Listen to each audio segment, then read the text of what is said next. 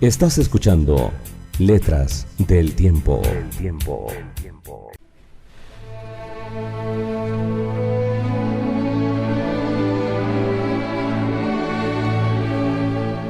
Presenta su programa Hablando de Poesía desde la sombra del lápiz.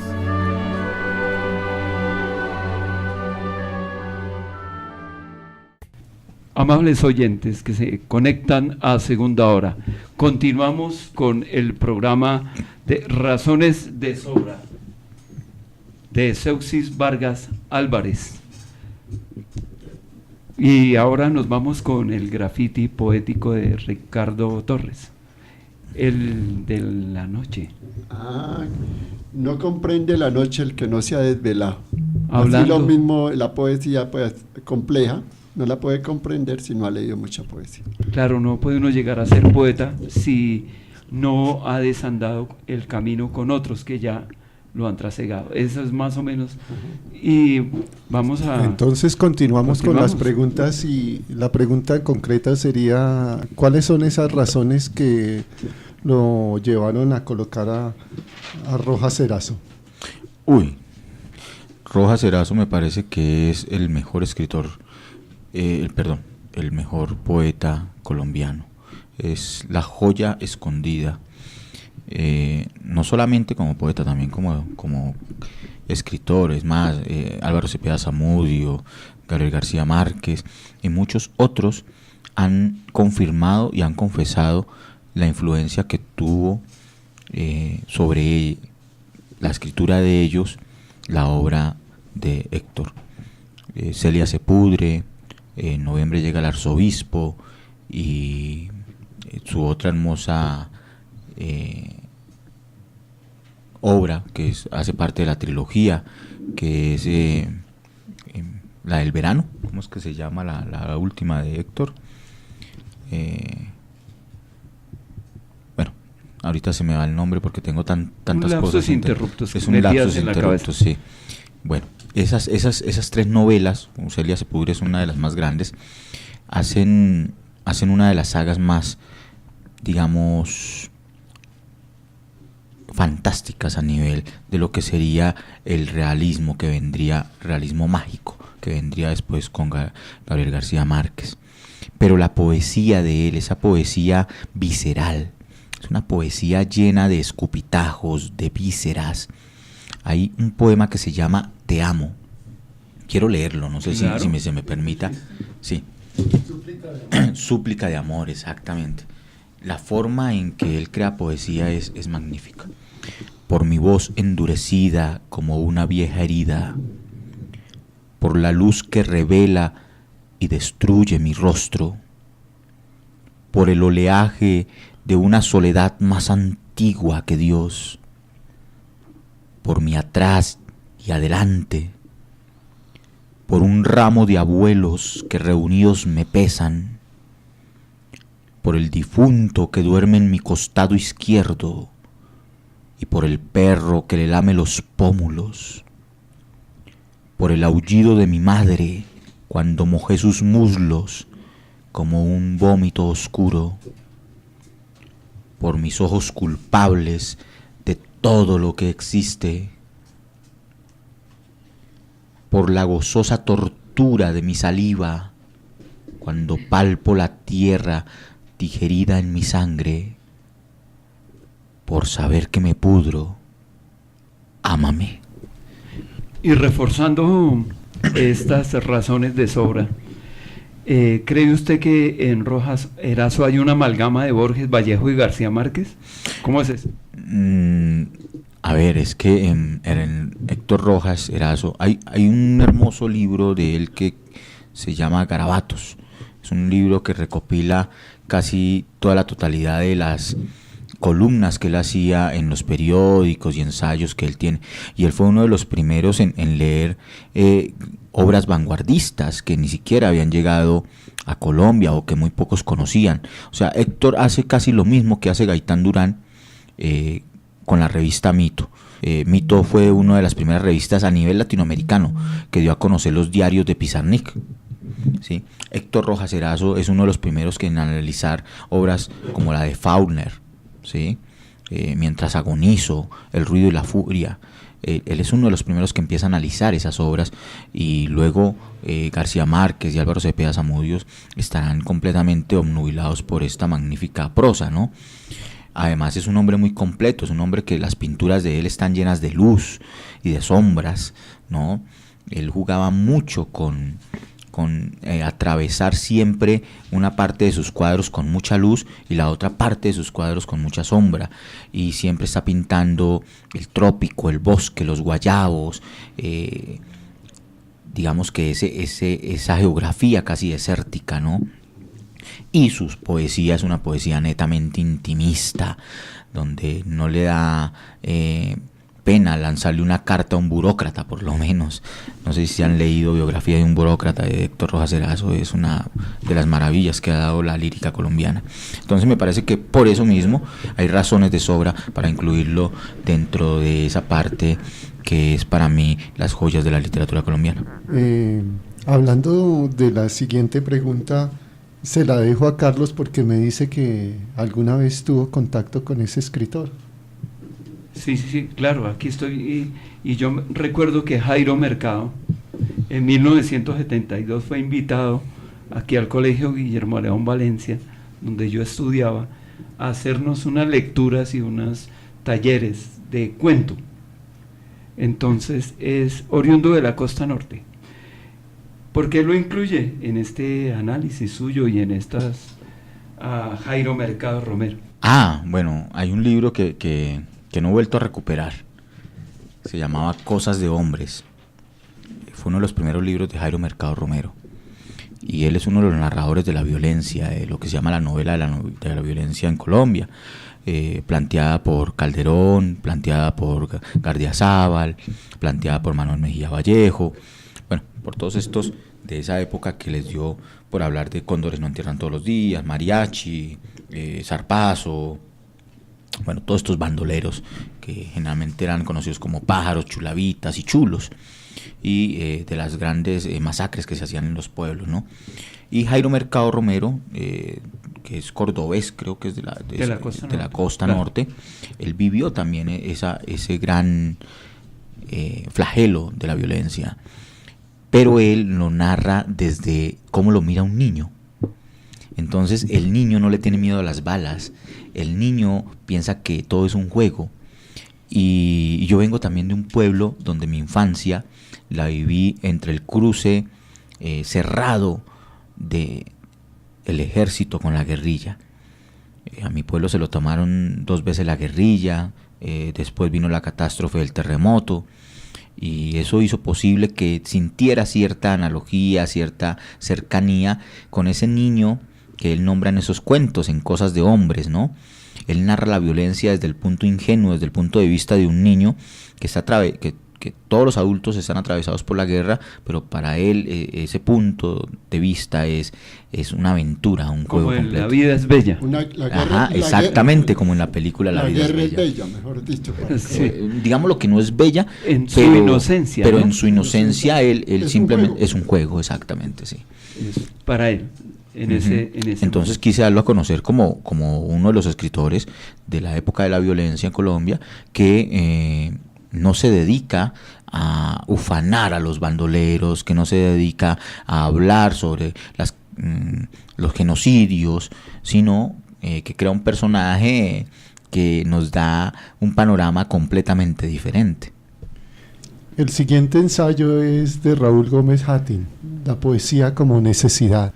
¿Cómo fluye ese Raúl Gómez en su obra Seusis? ¿Cómo fluye Raúl Gómez Hattin? Bueno, Raúl Gómez Hattin ha sido otro de mis grandes dolores de cabeza, sobre todo porque es que muy pocas veces se encuentra uno con un escritor que sepa escribir y leer su poesía en voz alta tan hermoso. Me fui a la Casa de Poesía Silva y recomiendo que vayan tanto a la Casa de Poesía Silva como a la HJCK a comprar esos hermosos archivos de audio que hay de tantos escritores tan maravillosos y conferencias y de todo. Por ejemplo, uno en la casa de José Asunción Silva encuentra conferencias de Borges, el audio, hermosas. O sea, yo me ponía los audífonos y me sentaba ahí en la audioteca y me quedaba ahí horas y horas escuchando conversaciones, conferencias y poemas de diferentes autores que me encantaban. Sí, de hecho, aquí en la emisora tenemos varios audios.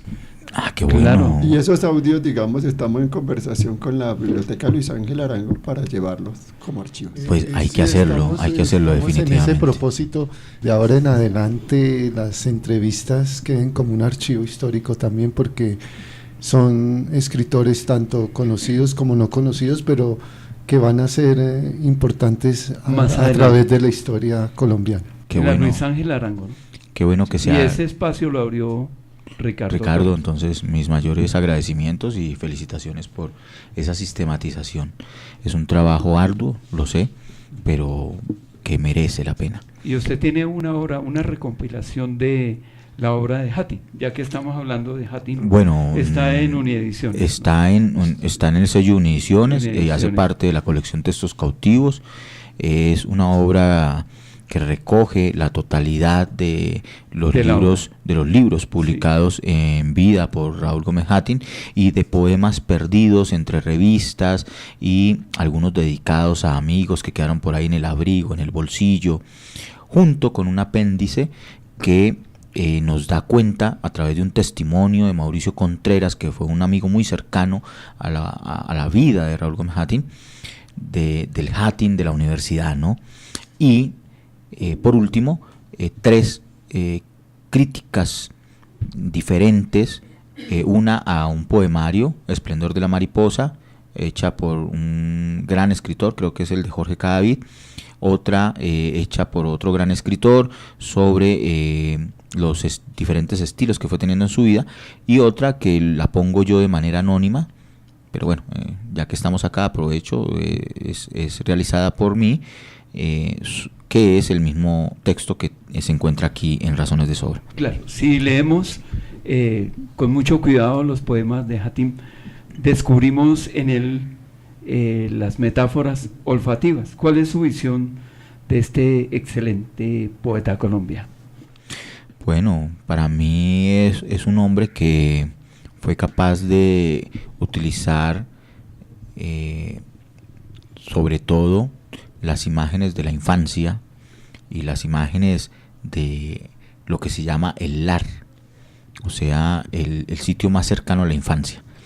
Eso lo hace mucho Villaurrutia, un chileno, que generalmente nosotros lo denominamos como poesía lárica, y es utilizar los objetos y las imágenes más cercanas a la niñez para generar una cosmovisión poética. Y eso es lo que hace Hattin. Él utiliza el gallito que tenía el padre y que peleaba y que sacaba a pelear y que un día se lo iban a matar, y él lo utiliza como una imagen símbolo para denotarnos toda una explosión de emociones. Utiliza, por ejemplo, el peine de Lola Hattin, su mamá, para darnos también una nostalgia de lo que es la ausencia de la madre. Y así cada uno de sus poemas. Por ejemplo, utiliza el mango nomás para lo frutal y el olor, sí, para darnos sobre todo una fuerte dosis de lo que puede ser el amor desde un pueblo, ¿no? Cuando él le dice: y tú que andas ahí toda encopetada con tu esposo el alcalde, ¿no te acuerdas de los mangos que se le escurrían y de las muñecas de trapo cuando jugaban cuando pequeños, ¿no? Entonces él utiliza esos elementos que son de la niñez para generar toda una cosmovisión Eso poética. lo utiliza Francisco Umbral, de la madre con el delantal untado de mora, cuando recogía la mora, ¿no? Ahí están. Hay una visión muy hermosa de la obra de Hattin en su ensayo, porque nos muestra varias etapas. Una como la de Whitman, que alaba el cuerpo humano y lo glorificaba en los gozos de los sentidos. Después la etapa donde predominan los otros, un golem del presente y una desolación final ante el espejo. Muy hermosa esa visión suya en ese ensayo. Y muy buena síntesis del ensayo de parte tuya, porque exactamente eso fue lo que pretendí. Sí, el primer Hattin es aquel que se desvive por los amigos, es ese canto al todo, ¿no? Es el Whitman, ¿no? Canto a mí y a todos, ¿no? Oh capitán, my capitán. Y es el Hatin que nace aquí en Bogotá, como nace en Barranquilla, como nace en el Sinú, como nace en Cereté. Es el Hatin ubicuo, es el Hatin proteico, ¿no? Y es el Hatin de las dedicaciones. Pero luego viene la involución, su destrucción con las drogas, y entonces, bueno, ya nos metemos en un Hatin que está desolado, que está viviendo su homosexualismo de una forma violenta. Y lo percibí a través de la obra. Uh-huh. Se percibe. En uno de los poemas lo dice casi que claramente. Claro que sí. Aunque es metafórico, pero claramente. Y por eso es uno de los poetas, digamos, que es el Bukowski colombiano, ¿no? A la manera colombiana. Bueno, cuando habla de Fernando Denis y sus mitologías, Uh-huh. también nos acercamos a grandes poetas como Gerard de Nerval, Rilke, Isidoro Duquesne, Baudelaire, Mallarmé e incluso Lorca, de quien se han hecho varios estudios de la influencia mito-metafórica, el mito y la metáfora. Ya refiriéndonos a la pregunta Paraceusis, queremos que nos confirme y nos amplíe ese análisis de los significados fórmicos, que es suyo, y geográficos, para valorar el uso del adjetivo propiamente dicho. En Fernando Denis. Claro. Yo utilizo el término mitológicas, no es mío, pero lo utilizo como una fórmica. Cuando hablo de fórmica, hablo de una teoría paratextual que va a salir en un próximo libro que voy a publicar, pero que todavía va a tener un tiempito. Y la teoría básicamente busca dividir aquellas señales que se encuentran en un texto con las cuales podemos definir el estilo de una escritura determinada. El fórmico o los fórmicos son aquellas palabras que se repiten mucho en la obra de un escritor y que de alguna manera se convierten en símbolos cerrados de un universo completo. En este caso, Fernando Denis, en uno de sus primeros libros, que se llama Geometría del Agua, él utiliza mucho los elementos del mito griego. Helena, Xenócrate, Tamerlán, bueno, diferentes. De hecho, el nombre de la colección es Xenócrate, ¿no? Y utiliza cantidad de deidades y de héroes y de referentes de la mitología grecorromana. ¿Y cuál es la técnica que él hace posible? Pues lo magnífico en la poesía de Fernando Denis, en ese libro, está en el uso de una poesía que pretende ser modernista, de largo aliento, pero donde recrea los mitos de una manera contemporánea. O sea, juega con los mitos y nos los vuelve a recrear. Eso es lo maravilloso en la obra. Pocos escritores hacen eso, ¿sí? Entonces, por eso lo llamo el estilo de Denis, el mitológico, y el uso de sus creaciones mitológicas, que lo nombró Nerval en su Aurelia y en sus Quimeras, y que quien lo hace saber es Antonin Artaud, ¿no? Entonces yo utilizo eso que Artaud vio en Nerval y lo utilizo para dilucidar la poética de Fernando Denis. La tradición como ruptura en la poesía urbana, sí, tiene una afirmación reveladora o hasta arriesgada al afirmar que la generación de los anunciantes mezclaron a Huidobro con Nicanor, a Benedetti con George Tral, a Pessoa con Vallejo. ¿Cómo puede ser esto? ¿Cómo puede ocurrir? ¿El qué? El unir a Pessoa con Vallejo. En la generación de los anunciantes. De los anunciantes. Huidobro con Nicanor, Benedetti con George Tral y Pessoa con Vallejo, como esa unión. Ah, claro, es que es válido. Cuando yo hablo de los anunciantes, hablo de una generación que nace generalmente en los 70, ¿cierto? Y que vive una infancia entre los 70 y los 80. ya adolescencia. Y estamos hablando de que ellos tuvieron acceso a los más grandes escritores de la época, tanto clásicos como contemporáneos. Entonces para ellos es muy fácil poder relacionar un Vallejo con un Dante, un Huidobro con un Homero y sacar sus propias inferencias. De hecho, yo llamo a los anunciantes como aquellos poetas que de alguna manera comienzan a descubrir nuevos estilos para la poesía en Colombia. Estoy hablando de Piedad Bonet, de Federico, bueno, de tantos otros. Para allá vamos. Hablando de la poesía de Federico Díaz Granados, ¿de qué forma sus collages de elementos urbanos y artefactos se mezclan con los sentidos? Básicamente se debe a la infancia, ¿no? Si nos damos cuenta, ellos son personas que nacieron y se criaron como ahorita nuestras generaciones y las futuras.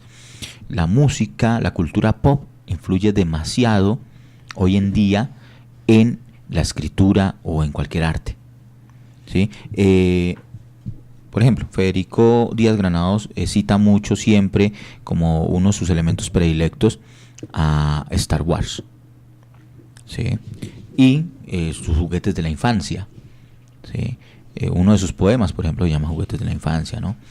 Y ese predominio por esos objetos que hicieron parte de una época y que ya fueron reemplazados y olvidados. Por ejemplo, el casete, ¿sí? El casete ya es un símbolo para una generación que no van a reconocer ninguna de las nuevas generaciones. Ya casi el CD. El CD ya tampoco, casi. Sí. Ahorita es memoria USB y entonces esos objetos se convierten en objetos casi sagrados para una generación, ¿sí? ¿Por qué? Porque cuando uno los nombra y se encuentra con otro que ya vivió en esa generación, dice, ¡ay, yo también tuve eso! Y empieza un diálogo emocional. Casi que es la última generación que usa máquina de escribir, tal vez. Exactamente. Claro, y aquí concatenamos con la siguiente pregunta, con todos estos elementos de que usted habla. Lo que hace Federico Díaz Granados, lo que hace Letras del Tiempo, ¿para usted qué importancia tiene la gestión cultural a través de la poesía? Figúrate que yo vivía en un pueblo abandonado de Dios y yo me encerraba horas y horas y horas y horas enteras en la biblioteca del pueblo, y allí solamente llegaban libros que eran traídos por el magisterio, por el Ministerio de Cultura, y entre esos libros llegaban colecciones hermosísimas. Había una que llamaba Piedra de Sol, o Piedra de Sol era que llamaba. Lo maravilloso de todo este tipo de libros era que algunos eran hechos por jóvenes que antologaban a otros autores, y uno de ellos era Federico Díaz Granados. Otro de los grandes maestros que yo leía muchísimo era a Juan Manuel Roca. Juan Manuel Roca llegó a mi vida gracias a El Magazín Dominical. Era el periódico que del Espectador traía un suplemento literario que se llamaba Magazín Dominical. En la mitad, que ya no lo trae. Que ya no lo trae y se perdió. Eso era una forma de hacer gestión cultural en Colombia.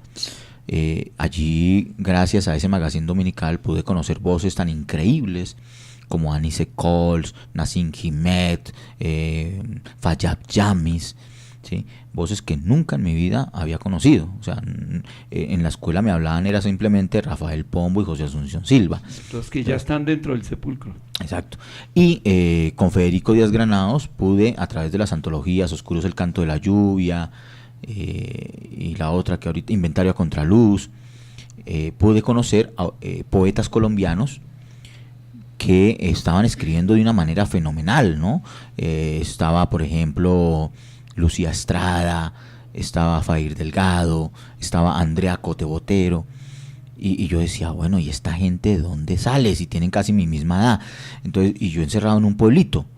Entonces yo decía, no, yo tengo que irme de acá, yo tengo que hacer algo. Claro, a propósito de Andrea Cote. Sí, y ya que habla de ella en su ensayo La escritura como derrumbe, ¿qué inconveniente le ha traído a usted el realizar eso de generaciones poéticas y que las personas se sientan excluidas de esos grupos que usted realizó el análisis?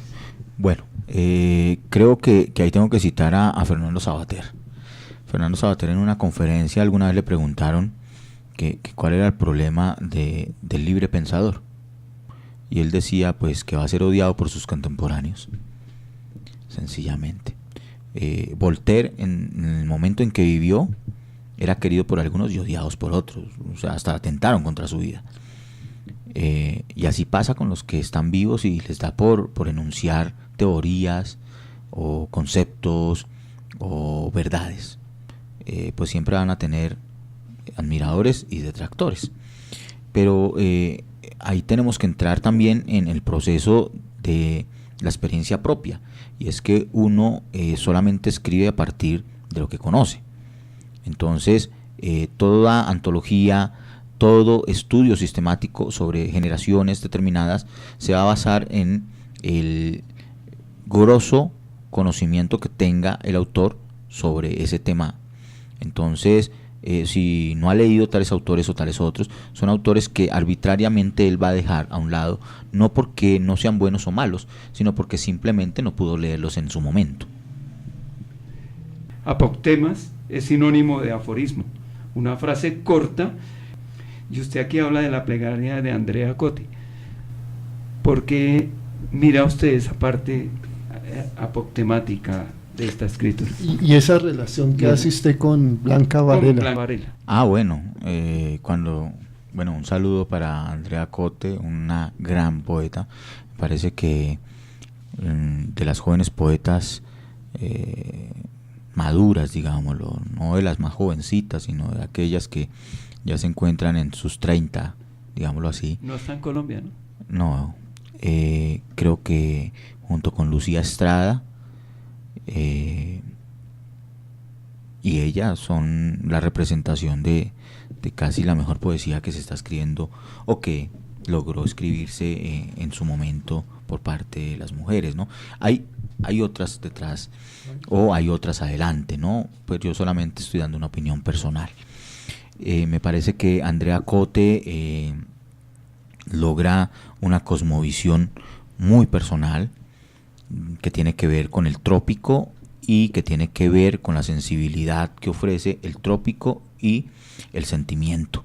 Ella, Puerto Calcinado, tiene que ver mucho con su Barranca Bermeja de la infancia, ¿sí? Y con aquellas vivencias frente a lo que es vivir en un puerto de tierra, no un puerto de costa, de mar, sino un puerto de río. Con esa temperatura. Y con esa temperatura, ¿no? Y otra cosa que ella tiene es que ella es una mujer muy disciplinada frente al oficio de la escritura. Ella hizo una tesis que fue casi exitosa en su momento. Laureada, por decir algo. O laureada, por decir algo. Y que Piedad Bonet orientó en su momento y que tenía que ver con Blanca Varela. Entonces, yo creo que hay una relación directa en el momento en que ella estaba haciendo la tesis sobre Blanca Varela y su escritura misma. Recibe uno una influencia al mismo tiempo. Exactamente. La siguiente generación es la de los fabulistas de la intimidad, esa generación informática y global. ¿Qué piensa Seusis acerca del uso de los recursos tecnológicos para realizar la escritura hoy en día? ¿Pierde importancia el lenguaje? No pierde importancia. Es más, a mí se me hace curioso cómo hoy, bueno, este es un recurso muy viejo, ¿no? Esto de experimentar con los objetos y la poesía, hacer collages, hacer poesía objetual, hacer poesía sonora. Cobijas de retazos, pues. Sí, me parece que primero fue un recurso muy viejo, hasta grandes premios Nobel lo han hecho, ¿no? Herta Müller tiene un hermoso libro sobre las tacitas de té que es hecho a punta de collages, ¿no? Y son collages poéticos hermosísimos. Borrogus, el creador, bueno, no sé si se pronuncia bien, perdónenme los oyentes, por favor. ¿De Tarzán? No, Edgar. Él también, cuando empieza a escribir su Naked Lunch o el almuerzo desnudo, también hacía mucho el collage, ¿no? Entonces, digamos que los jóvenes, o cuando uno es joven, porque yo también sufrí ese entusiasmo, no sé si por las hormonas o porque uno piensa que se puede comer el mundo, pensé en mi momento que me era posible cambiar las cosas. Uno se cree mesiánico y cree que lo que está haciendo nunca antes se ha hecho. Descubrir el sol. Sí, exacto. Uno piensa que es el primero que le está echando agua mojada a algo. y resulta que no. Entonces, estos recursos no son innovadores, pero de alguna manera los elementos y los temas que se trabajan con ellos sí alcanzan a generar una novedad. Entramos a la parte de razones propias, ¿no? Razones de sobra. Sí, que son prácticamente las razones propias, ¿no?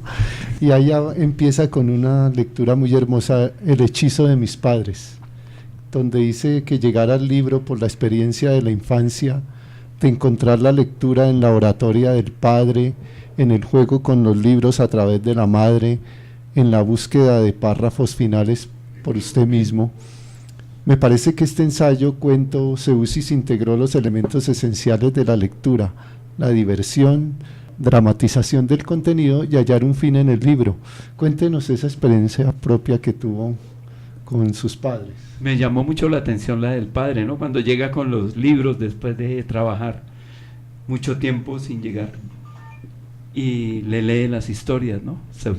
Su padre. Sí, claro, es que hay algo muy curioso y es que para mí, digamos que el inicio hacia la escritura se da por una suerte de hechizo, por eso lo llamo el hechizo de mis padres, porque yo solamente tenía la oportunidad de ver a mi padre cada 15 días. Él trabajaba en área rural y cuando llegaba para mí era sorprendente verlo atravesar la verja, el jardín y llegar a la puerta, y él siempre llegaba con dos cosas: una historia debajo del brazo y un objeto raro.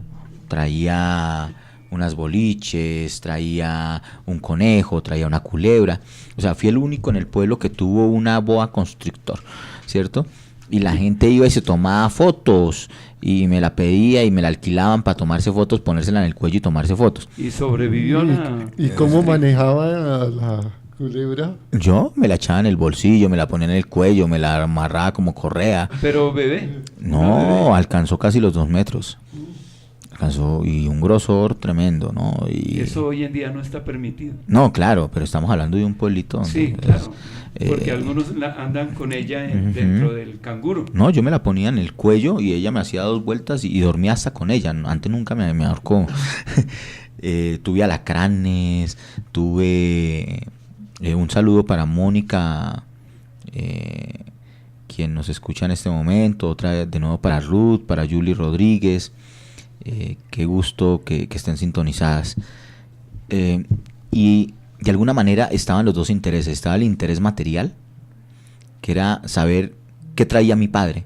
Podía traer tizas de colores, y para mí no más que trajera tizas de colores, eso era una locura, ¿no? O las boliches, eso que se llaman maras, las canicas, eso para mí que son de colores, blanco y exacto, otras de colores cristalinas. Y ya que habla de las canicas, ¿no manejaban los mararayes?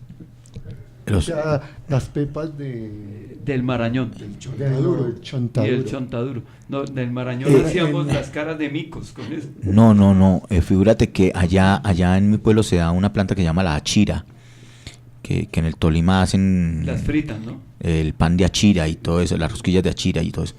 Pero allá utilizan esa harina para hacer pan de sagú. O sea que esa planta se llama la mata de sagú. No se le llama la mata de chira, sino se llama la mata de sagú. Sagú, que es una harina muy delicada. Delicadísima y es deliciosa. Es con leche, no con agua. Bueno, usted dice en una parte de sus ensayos que el escritor es un observador. Y nos coloca el ejemplo de la sierva mirando a su crío morir. Ah, bueno. De unos arbustos, ¿cierto? Sí. Es cierto que solamente un observador, o sea... a ver, eso está en una conferencia que dicté que se llama Escribir Poesía. Subjetiva, ¿no? Lo que busco allí es iniciar a alguien en el amor por la poesía. que es muy diferente a dar métodos sintéticos sobre la poética, ¿no? Una cosa es meterse ya con la métrica, con la rima, con el verso blanco, con el verso libre, con el verso puro, a meterse, o con la rima sonante o con la rima consonante, a meterse con el encontrar una voz, ¿sí? Es muy diferente.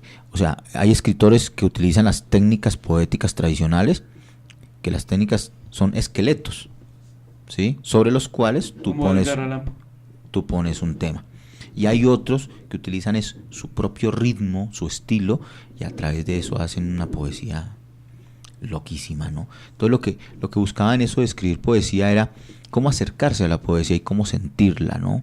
Porque para mí no todo acto es poético, no todo acto es epifánico. Depende de cómo se mire o cómo se trate. A partir del dolor de la sierva, Uh-huh. ¿sí? Hacer que se genere como un sentimiento y la persona suelte su escritura. No, creo que bueno, hay una interpretación errada. Sucede que yo utilizo el poema de Antonín Arrufat, ¿cierto? Que se llama Cópula, donde hay dos ciervos en celo, ¿no? Estos dos ciervos están en el bosque y de pronto el cazador escondido dispara desde la maleza y mata al ciervo. Al macho. Al macho. Y la sierva alcanza a escapar, pero ella se esconde también entre la maleza y empieza a mirar la agonía del ciervo.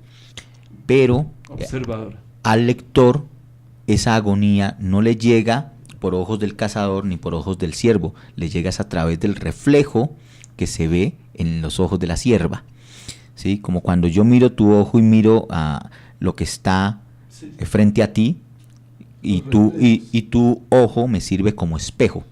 Entonces lo que nos presenta el poeta es una imagen magnífica, nunca hecha antes. O sea, nos presenta una imagen, pero utiliza los ojos de la sierva como si fuera un espejo. Es una foto. Es una fotografía, ¿no? Esa cosa tan magnífica es lo que yo digo que hace posible en un autor encontrar su propia voz. Él encontró su propio estilo. Antonín Arrufat, leer a Antonín Arrufat es una cosa de locos, ¿no? Igual que el otro poema de Gottfried Benn, que habla sobre el diluvio, ¿no? Donde todos miramos que el diluvio siempre son las aguas las que suben y siempre las aguas van a ser azules, ¿no? Y en este caso, el pánico que le causa a la familia cuando se van a bañar, que él dice que una pareja, una familia entera se sube a la montaña más alta para refugiarse de las aguas, y cuando ven que ya el agua los va a cubrir, ellos dicen, bueno, al menos tengamos nuestra última cena, vayan hijos y se lavan las manos en el agua que está subiendo. Y ahí es donde viene el pánico, saber que se iban a bañar las manos en sangre, o sea que esa agua que subía no era agua sino era sangre. ¿Y qué estrategia utilizaría el Quijote, sí, para escribir esas historias, ¿no? Cada vez que lo leemos nos encontramos con un lector que recorre palabras, que buscan la felicidad. El mismo, este libro trae la experiencia del Quijote como lector de historias de caballería. Por haber leído tantas historias de caballería, cuentan que se le secó el cerebro, ¿no? Y que lo hicieron convertir en caballero. Y de ahí ese planteamiento magnífico suyo: si el Quijote leyó para ser caballero, ¿es necesario ser un gran lector para ser escritor? Indudablemente. Me parece que uno tiene que por lo menos haber leído los grandes clásicos, grandes obras. Mira, hace poco me pasó algo importantísimo que quiero compartir con todos los oyentes. Y es que iba en el transporte público y me puse a dialogar con una chica que iba leyendo una saga. Y siempre que veo a alguien leyendo, sea en transporte público, en una fila de banco, siempre me dan ganas de saber qué es lo que está leyendo. Es una curiosidad. A todos nos pasa. Resulta leyendo por encima. Sí. Lamiendo panela por encima del costal. Y, sí, para saber si uno ya se lo leyó o no se lo leyó lo que esa persona está leyendo en ese momento. Y sucede que estaba leyéndose una saga, pues, que para mí son simplemente historias que se basan en esqueletos ya dados De pasta color negro, esas sí, que son gruesas. Una historia como de licántropos y vampiros y bueno. Entonces yo dije, no, esto es una boba. Sin embargo, quise armar diálogo con esta persona y le dije, bueno, ¿y te gusta leer? Como retándola de alguna manera inocente a ver qué respuesta me podía dar, ¿no? Y me dice, claro, me encanta. Y yo pues me sonreí porque me parecía muy ingenuo de parte de ella que me dijera que le gustaba leer cuando estaba leyendo algo tan malo. Le dio la certeza de que había logrado su estrategia. Y ponle atención lo que me dice ella. Si quieres te nombro algunos. Y yo, claro, sí, nómbrame tus autores. Yo pensé que me iba a nombrar pues los autores que uno como intelectual o que uno piensa que todo el mundo debería leer, son los que deben estar. Y empieza a nombrarme una cantidad de autores que tienen que ver con ese tipo de lectura, ¿no? Licántropos, vampiros, hadas, sagas y todo eso, que yo ni idea, pero era una gran lectora. O sea, se conocía a los autores, se conocía las historias, sabía el porqué, los orígenes, todo completamente. O sea, tenía una biblioteca completa era experta en el tema. Entonces yo dije, no, sí, es una gran lectora. El error es mío. Yo soy el que estoy pensando mal, no es ella. El error está en que piense que solamente son grandes lectores los que leen como yo. ¿Cómo una obra publicada como El Quijote hace 400 años sigue siendo tan importante en autores modernos como Borges? Porque es un antes y un después también, como la obra de Dante, como la comedia, ¿no? Sucede que El Quijote, primero que todo, es una de las primeras obras casi hipertextuales. Uno termina la primera parte del Quijote, que son las andanzas del Quijote, ¿no? Y en la segunda parte se encuentra con personas que hablan en el mismo Quijote sobre una obra que se llama El Quijote. Y uno dice, venga, ¿y esto cómo es? O sea, ¿sí? Esto solamente puede ocurrir con autores como Vilamatas, con autores como Paul Auster, como autores como Roberto Bolaño, que son capaces de hacer esta hipertextualidad. Pero no, ya la estaba haciendo Cervantes en su época, ¿no? Entonces para mí eso ya es maravilloso. Es un autor que nunca dejará de ser moderno, o sea, de estar en el hoy. Hay un síndrome conocido con el nombre de Golem. Este es uno de los ensayos más interesantes que nos proyecta en sus ensayos. Encontrar en Jacques Derrida tanto la diferencia como la diferencia, vista como la marca del tiempo y su significación a través de él, significación de ser el otro, una otredad, y estar en el aquí. Refuércenos, apreciado poeta, esas definiciones tan importantes. Bueno, no soy un deconstructivista. Digamos que el acercamiento a estas definiciones siempre han estado y han tenido que ver es con lo que veo a través de la interpretación como lector, ¿no? Y para mí los términos que él utiliza son importantísimos en el sentido de que generan una huella en lo leído, porque la diferencia es el architexto. Ya les comentaba en un comentario anterior, que es lo que hace posible que una lectura en presente y que uno está analizando pueda dar para la interpretación de lecturas pasadas que se encadenan a esta misma y para lecturas futuras que quizás también se encadenen a la misma que está en el presente.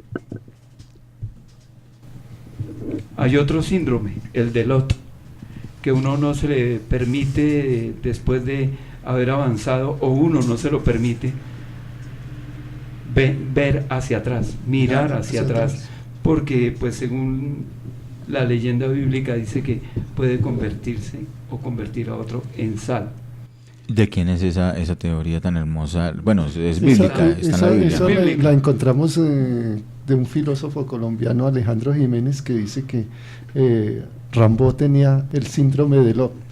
¡Qué bueno!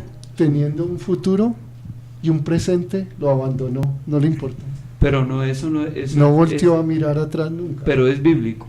Sí, claro. Es bíblico, hace alegoría a Sí, por eso. cuando Lot Sí, como- dice, yo no puedo volver la mirada porque Sara se me convierte en sal. Sí. Entonces ese es el síndrome No volver a mirar. de Lot. ¿Por qué es más doloroso ser pasado en el cuerpo, en la mente o en los libros? Yo citaría a Fernando González Ochoa con un texto hermosísimo que se llama El remordimiento. Y para que todos entiendan de una vez el término remordimiento, él lo voy a decir con palabras de él, ¿no? Él dice que el remordimiento es aquella ocasión en que él recuerda cuando joven le secuestró los cuquitos a la prima y se puso a olerlos. Eso se llama Fetichismo. No, remordimiento. Sí, es un fetichismo, es una desviación sexual. No, sí, estamos... Sí, pero estamos Pero hablando... sí, pero estamos- se llama Sí, fetichismo. Carlos, sí, Del- pero estamos del hablando... simbolismo, Estamos hablando simbolismo. del simbolismo Sí, que yo causa... sé, pero es bueno. Sí, no, el trastorno está, ¿no? Pero estamos hablando del símbolo del remordimiento. O sea, ¿qué es? Que él vuelve sobre un recuerdo y entonces él habla de que cuando uno vuelve sobre un recuerdo, uno lo está mordiendo. Y cuando uno siente pena sobre ese recuerdo, que le da pena de haber hecho ese acto, de haber cogido los coquitos de la prima y olerlos, eso se llama remorder. A volver a morder lo mismo. O sea, volver a morder lo mismo. De ahí viene el remordimiento. Entonces, eso es lo que pasa con nuestro pasado, por eso es tan doloroso. Porque cuando uno vuelve sobre el pasado, está volviendo a morder, ¿sí? Una experiencia que fue o traumática o feliz, ¿sí? Y eso genera dolo, ¿no? De alguna Y manera. puede ser catártico también, la oportunidad de resarcir, por lo menos psicológicamente y mentalmente. el Bueno, asunto. eso diría el psicoanálisis.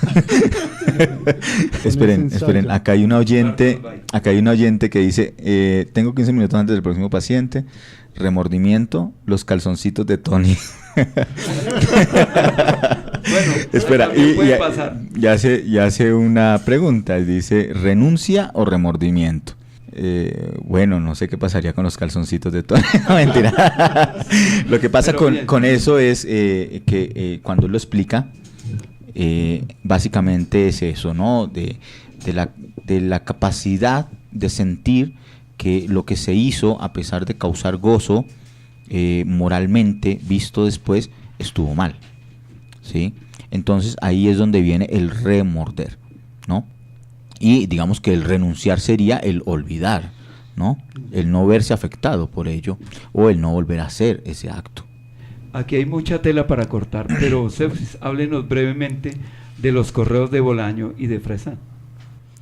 Ya nos había Ya hablamos de eso.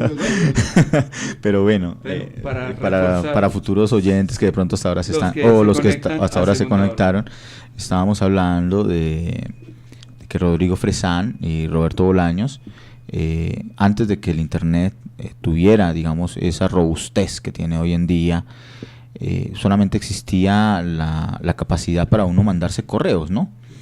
Y cuando ellos se enteran de la muerte de Philip K. Dick, ellos empiezan a comentar la obra, los cuentos casi completos de Philip K. Dick, y a comentar sobre su obra y a alegarse entre ellos, porque cada telegrama es una discusión, cada correo es una discusión. Y resulta que cuando ellos empiezan a hacer la sistematización de todos esos archivos, se dan cuenta que tienen un libro. Entonces lo suben a un blog y hacen un experimento para determinar si el libro puede ser exitoso o no entre los lectores. Y claro, se dan finalmente por vencidos de que sí, de que el libro tiene que salir a la luz. Lógicamente esta teoría quedó en la web. No sé si algún día el libro lo veremos. Yo estoy tras la huella de eso para sacarlo en Univisiones, ¿no? Bueno, ya vamos ahí, ya porque no queda mucho Agilizando. tiempo. Sí. En diatriba contra los falsarios, cuando dice somos del grupo de los Salieris, está haciendo referencia a Antonio Salieri, un compositor italiano que se hizo famoso por su supuesta rivalidad con Mozart, rivalidad que además tiene acusaciones de plagio. ¿Cómo plasma en su ensayo el tema de los Salieris en diatriba contra los falsarios? Bueno, no sé si los oyentes también han visto en alguna ocasión la película Amadeus, que también es un gran libro de uno de los más grandes dramaturgos, creo que es ruso, pero en ese momento se me va, Julio César Bustos, otro gran poeta bogotano. Él sí es un estudioso de esta obra, entonces él podrían invitarlo algún día para que charle sobre todos estos aspectos. Pero bueno, así como a trazo largo, hay una obra de teatro que se llama Amadeus, sobre la cual se hizo la película, ¿no? Y la película nos habla sobre la envidia que sentía el compositor Salieri cuando conoció a Mozart. Para él era imposible que una persona tan ordinaria como Mozart, que se reía tan extravagante y que solamente se la pasaba pensando en tener sexo y en comer, pudiese componer tan fácilmente y tan rápidamente, ¿no? Es más, en la película hay un segmento donde Salieri, muy prepotente, llega con una obra, le dice, se la muestra a Mozart. Mozart la mira y dice: yo le haría la siguiente modificación, y le dice: ¿la puedo tocar? Y él le dice: claro. Entonces le entrega el pentagrama y él dice: no, ya me la sé. O sea, Mozart, con solamente verla una vez, ya la memoria fotográfica de Mozart era increíble, ya se la aprende y empieza a tocarla y la arregla y le sale mejor. Y la auditiva. Entonces, para Salieri eso era lo peor, él se moría de la envidia. Y yo utilizo ese personaje para crear una especie de síndrome o una especie, bueno, no sé, llamémoslo síndrome o llamémoslo teoría sobre lo que sucede con muchos escritores que no tienen mucho talento o que viven a la sombra de otros, sintiendo la envidia de lo que ellos no han podido escribir, y viven detractando sobre la obra del otro porque piensan que el otro no merece escribir eso, sino que ellos son los que merecen haberlo escrito. Porque ellos son más concentrados en su trabajo y de pronto no. Exactamente. ¿Y por qué tanto síndrome? ¿Qué tiene ahí? Que usted dice que repetir palabras tiene como algo. Aquí viene mi fórmica propia, ¿no? Y es que pues yo soy profesional de la psicología. Entonces, digámoslo que el libro no solamente está visto como las interpretaciones que hace un lector, sino también como las interpretaciones que hace un psicólogo frente a lo que lee. O sea, usted recuesta el libro también para que se exorcice. Claro que sí, yo le hago su tratamiento al libro. Lo metí a consulta, pero bueno. Y ahí tiene mucho que ver con el siguiente ensayo, que es el remake en la literatura. Hay dos frases muy importantes, una del conde de Lautréamont y otra suya en el ensayo, porque el conde de Lautréamont dice: el plagio es necesario, implica el progreso. Y el suyo que dice: vendrá el día en que los escritores no les quedará más que hacer remakes de obras literarias leídas. Claro, de hecho, para darle fuerza a eso de los remake, utilizo el término de remake, que es casi un término muy propio del cine. Ustedes han visto, por ejemplo, Blade Runner, la que salió con ¿cómo es que se llama este loco? Harrison Ford, ¿sí? Y la última que salió, que es un desperdicio, no vale la pena ir a verla, ¿sí? Y así muchas de las películas, ¿no? El Terminator y el Terminator nuevo, el Depredador viejo y el Depredador nuevo, ¿sí? Y uno dice, bueno, eso se llaman remake, ¿no? Es como volver a remasterizar y reencauchar. Y eso mismo se ha hecho también con los libros. De hecho, Borges crea a un autor que se llama Julio Platero Aedo para volver a escribir un poema que se llama Límites, para intentar escribirlo mejor. ¿Sí? Lo hizo Borges, o sea, y después hay un autor en Argentina que fue demandado, y su libro de alguna manera fue recogido de todas las librerías porque María Kodama lo denunció, y se llama Borges Engordado. donde el Aleph engordado, donde el hombre utiliza el Aleph y lo que hace es escribirlo tal cual, ¿sí? Pero haciendo pequeños cambios en su mundo contemporáneo, ¿sí? Entonces ya no va a la biblioteca, sino digamos que va a la cinemateca o una cosa así, ¿no? Diferente. Sí. Donde dice, por ejemplo, donde está la dedicatoria, yo fui a su casa Lugones a ver, traerle este libro y usted me recibió. Él dice, yo fui a su casa Borges y cambia, digamos, algunas palabras, pero es el mismo Aleph, ¿no? Y es lo mismo que hace, es la misma teoría que enuncia Borges con su cuento Pierre Menard, autor del Quijote, ¿no? Es muy diferente leer un libro en la época en que fue concebido y escrito por Cervantes, el Quijote, a un Quijote escrito por Pierre Menard en el siglo XXI, ¿sí? Los conceptos cambian, ahí está la diferencia, ¿no?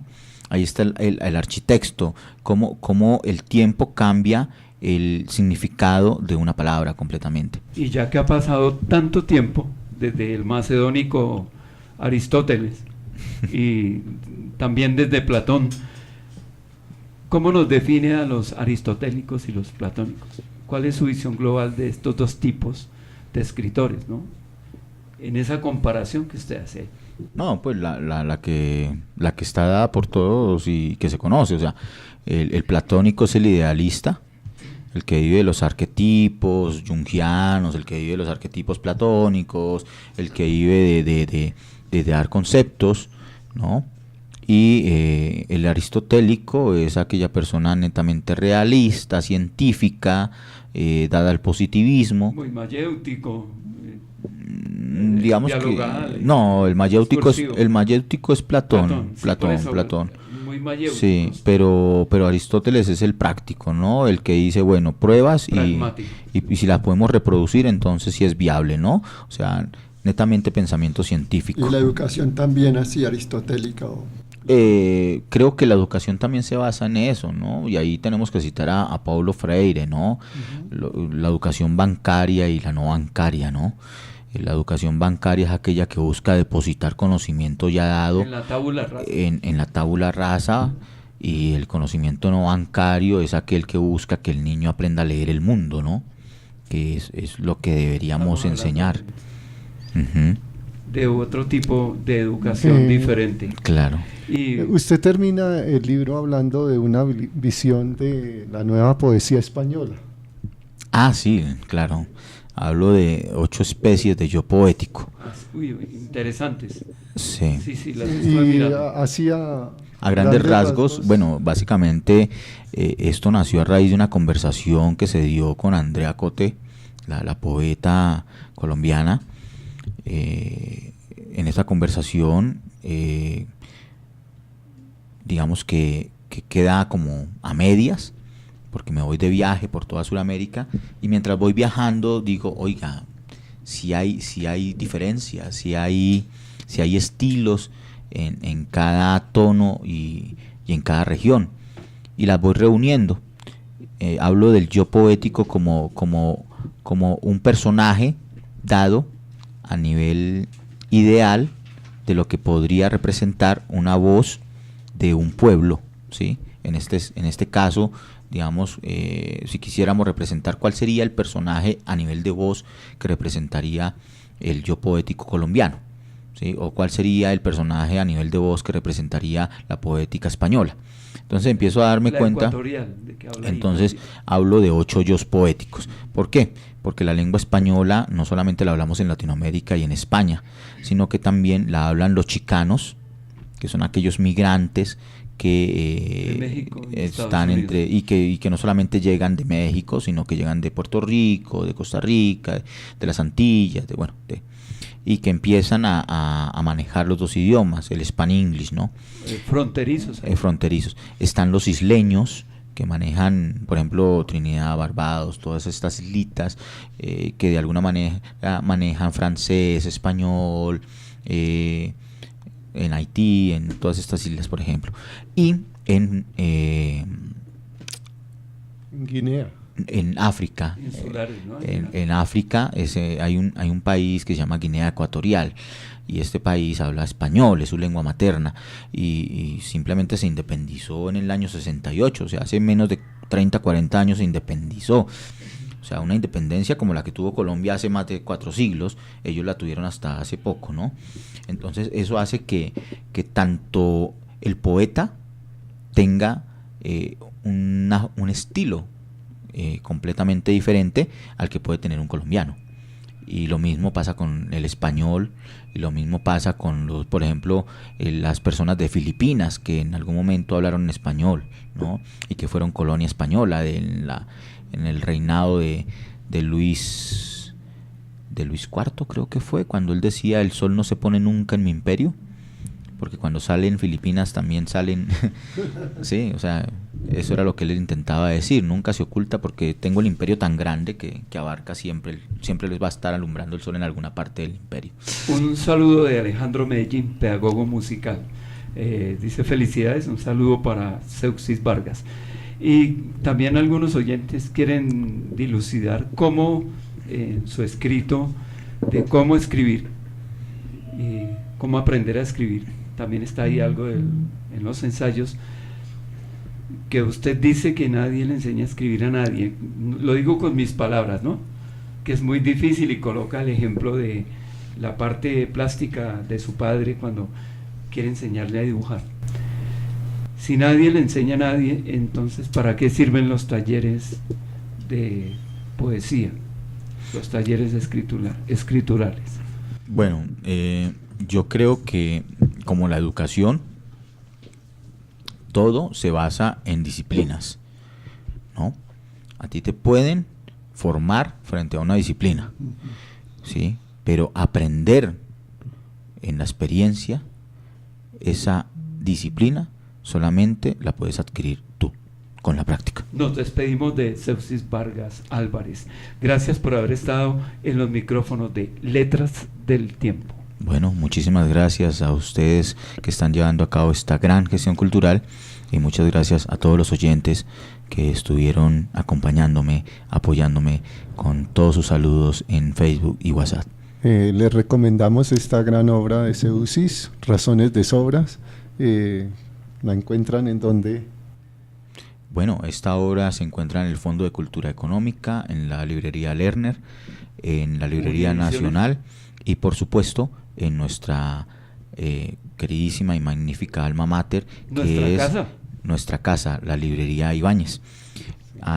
Quiero que la fortalezcan, que se convierta en un nido donde, como alguna vez lo fue el café automático, ustedes, todos los que nos están oyendo, puedan ir, tomarse un cafecito, mirar libros y conversar y encontrarse con amigos que les encante la literatura. Y hemos terminado nuestro programa hablando de poesía desde la sombra del lápiz en Letras del Tiempo. Entonces los dejamos con nuestra programación habitual